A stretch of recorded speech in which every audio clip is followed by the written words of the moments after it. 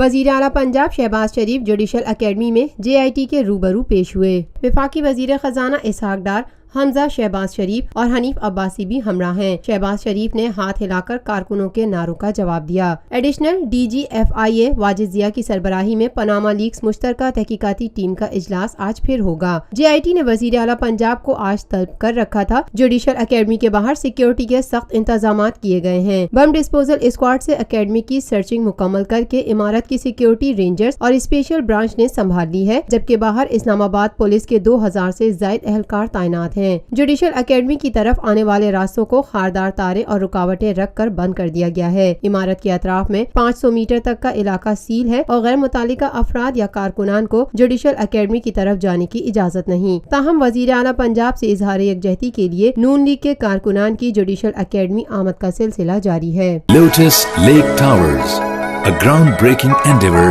by Lotus Properties۔